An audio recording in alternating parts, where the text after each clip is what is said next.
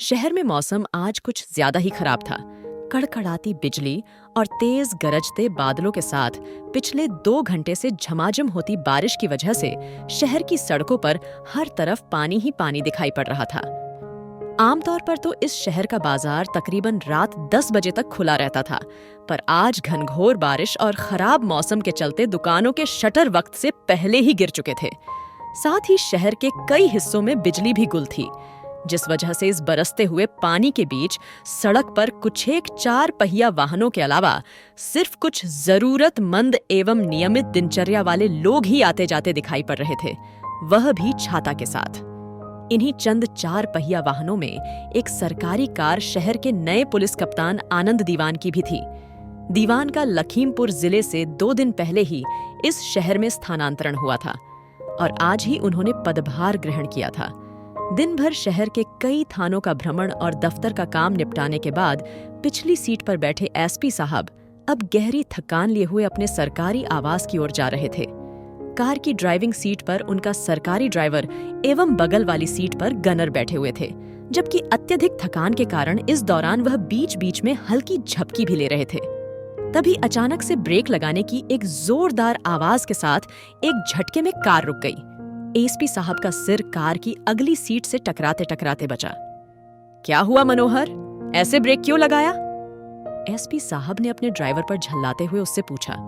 Sorry sir, पर car के सामने अचानक से कोई आ गया था। कार को सड़क पर ही रोककर गनर नीचे उतरा तो उसने देखा कि लगभग 35 साल की एक महिला उनकी कार के बोनट के ठीक सामने बदहवास सी खड़ी है। तेज बारिश के कारण उसका भीगा हुआ चेहरा एकदम साफ तो नहीं दिख रहा था, पर पास जाने पर गनर ने देखा कि वह महिला बेहद परेशान दिखाई पड़ रही थी।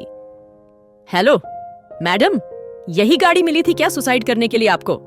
अभी एक्सीडेंट हो जाता तो कल मीडिया में हम पुलिस वालों और हमारे साहब को विलेन बनाकर दिखाया जाता। चलिए हटिए सामने से। गनर की बात सुनकर वह महिला करीब आ गई और उसने लगभग गिड़गिड़ाते हुए बताया कि वह जानबूझ के इस गाड़ी के सामने आई है। वह एसपी साहब से मिलना चाहती है। महिला की बात सुनकर गनर ने उसे सुबह ऑफिस आने को कहा, पर वह लगभग रोते हुए हाथ जोड़कर एएसपी साहब से मिलने की गुहार लगाने लगी। एएसपी आनंद दीवान एक बेहतरीन और होनहार पुलिस अधिकारी थे। उन्हें जनता की उतनी ही चिंता होती थी जितनी कि अपने परिवार की। कार के बाहर महिला का हंगामा होते देख वह स्वयं भी कार से उतर आए। हालांकि कार में इस वक्त छाता मौजूद नहीं था, पर फिर भी उन्होंने बारिश में भीगना मुनासिब समझा। एसपी साहब को अपने सामने देखकर वह महिला बेहद भावुक हो गई और जोरों से बिलखते हुए उसने अपनी करुणामयी समस्या उन्हें सुनाई। महिला ने बताया कि वह पास की ही गली में स्थित एक फ्लैट में रहती है। उसका पति अत्यधिक शराब पीता है, साथ ही उसका किसी दूसरी महिला से अफेयर भी है। उनका एक 7 साल का बेटा है। आज उनके पति ने उस दूसरी महिला के साथ मिलकर उसे और उसके बेटे को रास्ते से हटाने की योजना बनाई। उन्होंने फ्लैट के ही एक बंद कमरे में उसे और उसके बेटे को बंद करके किसी जहरीली गैस का रिसाव सारे कमरे में कर दिया है, जिससे कि दोनों की मौत एक हादसा लगे। अंतिम समय में किसी तरह से खिड़की के रास्ते वह तो बाहर निकलकर भाग आई, पर उसका बेटा अभी भी उसी कमरे के अंदर बंद है। अगर उसे जल्दी नहीं बचाया गया तो उसकी जान चली जाएगी।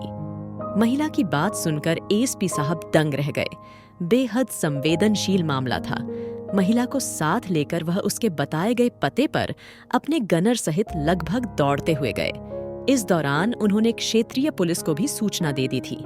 जल्दी ही वह उस फ्लैट तक भी पहुंच चुके थे। फ्लैट का दरवाजा बाहर से लॉक था। उन्होंने किसी तरह से उसे तोड़कर अंदर मौजूद बंद कमरे को जैसे ही खोला, उनका दम घुटने लगा। अंदर सच में ही जहरीली गैस का रिसाव हुआ था।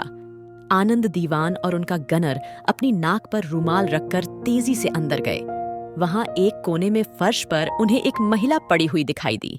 महिला की गोद में ही एक बच्चा था, जिसने अपने चेहरे पर मास्क लगा रखा था। महिला ने उस बच्चे का सिर अपने आंचल में ढक रखा था। शायद इस कमरे में एक ही मास्क मौजूद रहा होगा, जिसे इस महिला ने अपने बेटे को पहना दिया होगा और खुद बिना मास्क के ही जहरीली गैस से संघर्ष कर रही होगी। एसपी साहब ने दोनों को खींचकर कमरे से बाहर निकाला। बच्चा शायद मास्क लगाए हुए था, इसलिए उसकी नब्ज अभी चल रही थी, पर उसके साथ जो महिला थी वह मृत हो चुकी थी। पर जैसे ही आनंद दीवान का ध्यान महिला के चेहरे पर गया, उसे एक जोर का झटका लगा। सिर्फ आनंद दीवान ही नहीं, उनका गनर भी बुरी तरह से चौंक गया था। आखिर ऐसा कैसे संभव था? यह मृत महिला वही थी जो उनकी गाड़ी की सामने आई थी और उन्हें सारा मामला बताकर यहाँ तक लेकर आई थी। सिर्फ चेहरा ही नहीं, इस महिला ने भी हुबहू वैसी ही लाल साड़ी पहन रखी थी जैसी कि उसने पहनी थी। इस दौरान क्षेत्रीय पुलिस और एम्बुलेंस भी आ चुकी थी। एसपी साहब तेजी के साथ दौड़ते हुए अपनी फूलती सांसों के साथ उस फ्लैट से बाहर निकले और चारों ओर उस महिला को तलाशने लगे जो उन्हें यहाँ तक लेकर आई थी, पर वहां दूर दूर तक कोई भी नहीं था। कुछ ही देर बाद बच्चे को एम्बुलेंस से अस्पताल ले जाया जा रहा था, जबकि उस महिला के मृत शरीर को पोस्टमार्टम हाउस। उसे ले जाते वक्त स्तब्ध से खड़े एसपी साहब की नजरें उस महिला के चेहरे पर ही टिकी थी। एक बेहद गहरा सुकून उसके चेहरे पर दिखाई दे रहा था। शायद वह सुकून अपने बेटे को बचा पाने का था, भले ही इस प्रयास में उसकी खुद की जान चली गई। ऐसा बलिदान, ऐसी निस्वार्थ ममता एक माँ के अलावा भला इस संसार में दूसरा कौन कर सकता है? मृत्यु के बाद भी जिसकी ममता, जिसका दुलार अपनी संतान के लिए जीवित रहता हो, उस माँ की तुलना भला कौन कर सकता है? उस माँ ने अपने जीवन के अंतिम क्षणों में भी खुद की चिंता किए बिना अपने बेटे को जीवन दान देने का पूरा प्रयास किया था। उसे बचाने की कोशिश में वह खुद तो चल बसी थी, मगर उसके दिल में मौजूद बेटे को बचाने की ममतामयी जिद उसकी मृत्यु के बाद भी जिंदा थी। और उसी जिद के चलते शरीर छोड़ चुकी उस माँ की आत्मा का भी बस एक ही लक्ष्य था, बेटे को बचाना। ममता का ऐसा अनोखा किस्सा अपनी आंखों से सजीव देखकर एसपी आनंद दीवान की आंखें अगले कई दिनों तक आंसुओं में डूबी रही। उन्होंने उस महिला के हत्यारे को बहुत जल्द जेल की सलाखों के पीछे पहुंचाकर अपना कर्तव्य तो पूरा किया ही, साथ ही उस मासूम बच्चे के स्वस्थ होते ही उसे गोद लेकर एक माँ की तड़पती हुई आत्मा को भी अथाह सुकून देकर उसे भी मोक्ष की प्राप्ति दिलाने में मदद की।